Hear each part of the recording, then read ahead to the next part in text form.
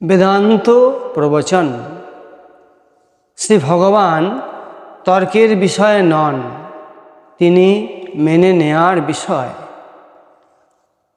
আসীন দূরং ব্রজতি শয়ান জাতি সর্বতঃ কুস্তুং মদামদং দেবং মদন্यो জ্ঞাতুমর্হতি। ব্যাখ্যা: পরব্রহ্ম পুরাণ পুরুষ পুরুষোত্তম পরমাত্মা শ্রী ভগবান অচিন্ত শক্তি এবং বিরুদ্ধ ধর্মের আশ্রয়, অর্থাৎ যেখানে বিরুদ্ধ ধর্ম, যে ধর্ম বিরুদ্ধ, সেখানে তিনি নাই। একই সময়ে তার মধ্যে বিরুদ্ধ ধর্মের লীলা সংগঠিত হয়, এই জন্য তাকে একই সঙ্গে সূক্ষ্ম থেকে সূক্ষ্ম এবং মহৎ থেকেও মহৎ বলা হয়েছে। তিনি তার নিত্যধামে বিরাজমান থেকেই ভক্তাধীনতা বশত ভক্তের কাতর আহ্বানে দূর থেকে দূরে চলে যান। পরমধাম নিবাসী তাঁর পার্শ্বদের দৃষ্টিতে তিনি সেখানে শয়ান থাকা অবস্থাতেও সর্বত্র চলাফেরা করতে সক্ষম, অথবা সেই পরম পুরুষ পরমেশ্বর সদা সর্বদা সর্বস্থানে অবস্থিত আছেন। তাঁর সর্বব্যাপকতা এমনই যে একই জায়গায় অবস্থান করছেন, তিনি দূরে চলে যাচ্ছেন, আবার শয়ান আছেন, সর্বদিকে তিনি চলাফেরা করছেন। তিনি সর্বত্র সর্বরূপে আপন স্বমহিমায় বিরাজমান।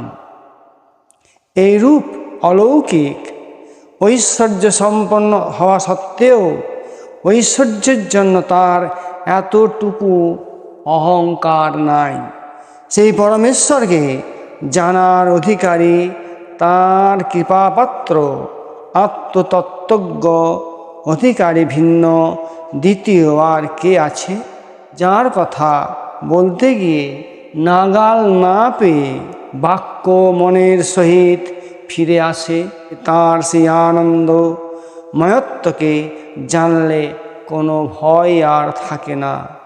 তা যুক্ত হয়েছে অচিন্ত্য়া খলু যে ভাবা নস্ত্যাং স্তর্কেন যোজয়েত প্রকৃতিভ্যো পরং যচ্য তদ চিন্তস্য লক্ষণম। অর্থাৎ যা অচিন্ত বিষয় তাকে তর্কের বিষয়ভূত করো না। যাহা প্রকৃতির পরপারস্থ তাহাই অচিন্তের লক্ষণ। অর্থাৎ এই প্রকৃতির যিনি পরপারে আছেন তিনিই তো অচিন্ত। যেমন সূর্য নারায়ণ সাকার তেজ পিণ্ড হয়েও যেমন নিরাকার রশ্মি ছটায় সর্বব্যাপক পরমেশ্বর পরম পুরুষ, সেইরূপ চিদ্ঘন আনন্দ ঘন হয়েও চিদজ্যোতি সত্যায় সর্বব্যাপক। এই চিদ্ঘন আনন্দ ঘন ধামই ব্রহ্মধাম। অচিন্ত পুরুষোত্তম এই ব্রহ্মলোকেরই অধিপুরুষ, অধিদৈব তত্ত্ব। এই ব্রহ্মলোকেরই আর এক নাম ব্রহ্মপুর। এই ব্রহ্মপুর ঈশ্বর ব্রহ্মজ্যোতি। যেমন একই বস্তু সূর্য ও সূর্যরশ্মি। শ্রুতি বলেছেন আদিত্যবরণং আদিত্যবৎ সপ্রকাশদীপ্ত সমুজ্জ্বলাঃ। কিন্তু চিন্ময় সেই দীপ্তিকে দেখার মতো চোখ আমাদের নাই। আবার শ্রুতি বলেছেন তমসো পরস্তাৎ, অর্থাৎ তিনি তমসার পরপারে। অসতো মা সদ্গময় তমসো মা জ্যোতির্গময় মৃত্যুর্মায়মৃতঙ্গময়। অর্থাৎ তমসার পরপারে অবস্থিত। আমরা মর্ত মানব সূর্য অপেক্ষা অধিক জ্যোতির্ময় কোনো বস্তু ধারণা করতে পারি না। তিনি অমর্ত্য স্বরূপ, তার নিজ স্বমহিমার দ্বারা নিজেই প্রকাশিত হয়ে সর্বত্র বিরাজিত। তার দিব্য চিন্ময় জ্যোতির দ্বারাই সমস্তই প্রকাশিত। আমরা যা কিছু দেখছি, জানছি, শুনছি, সমস্তই তাঁর চেতনায় চেতনান্বিত হয়েই আমরা দেখছি, জানছি, শুনছি। শ্রীমদ্ ভগবদ্গীতায় 11 অধ্যায়ের 18 নম্বর মন্ত্রে অর্জুন বলছেন শ্রী ভগবানকে, তমস্করং পরমং বেদিতব্যং তমস্যো বিশ্বস্য পরং নিধানম তমব্যয়ো শাশ্বতঃ ধর্মগুপ্তা সনাতনস্তং পুরুষো মতো মে।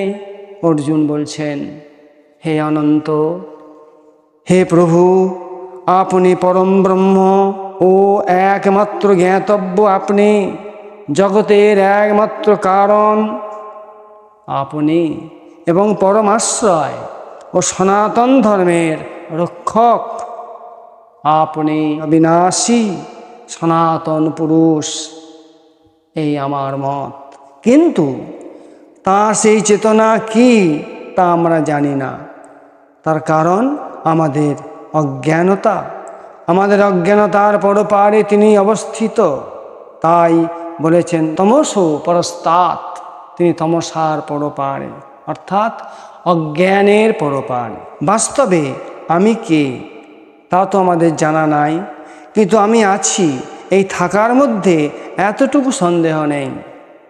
এই জগৎ সংসার যেমন প্রত্যক্ষ দেখা যায়, তেমনি অহংভাব এরও আভাস হয়ে থাকে। তাই স্বরূপত আমি কে এটি অনুসন্ধান করা আমাদের পক্ষে অত্যন্ত প্রয়োজন। এই আমি কে তা জানা না থাকলেও এই জগৎ সংসার শরীর কি সে সম্বন্ধে জানা আছে। এই জগৎ সংসার শরীর উৎপত্তি, স্থিতি, বিনাশশীল, সর্বদা একইভাবে থাকে না, তা সকলেই অনুভব করে থাকে।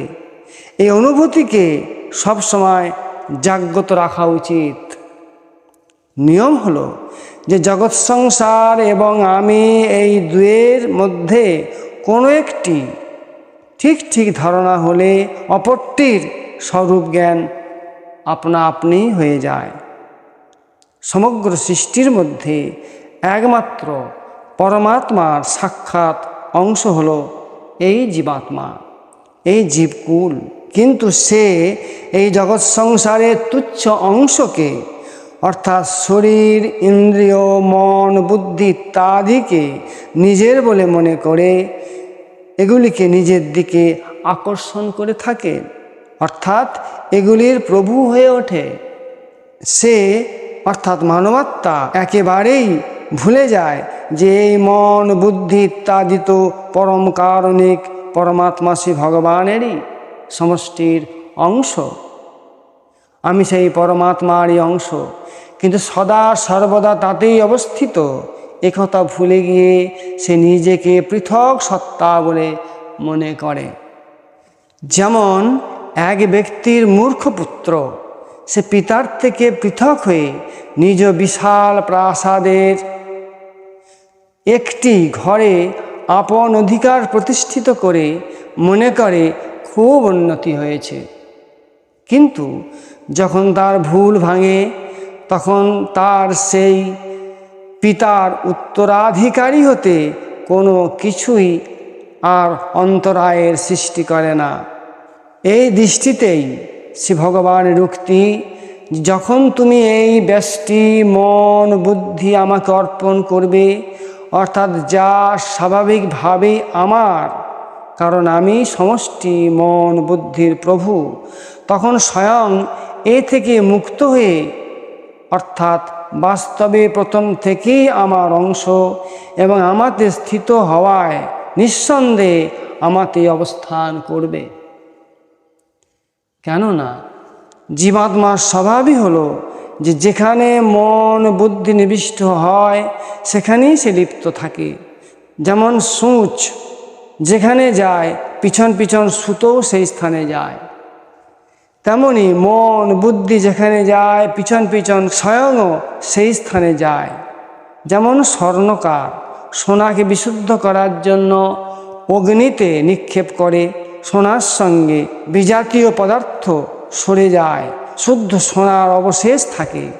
তেমনি সে ভগবানে মন বুদ্ধি নিবিষ্ট করার ফলে মন বুদ্ধি পৃথক হয়ে স্বয়ং সে ভগবানে মিশে যায়।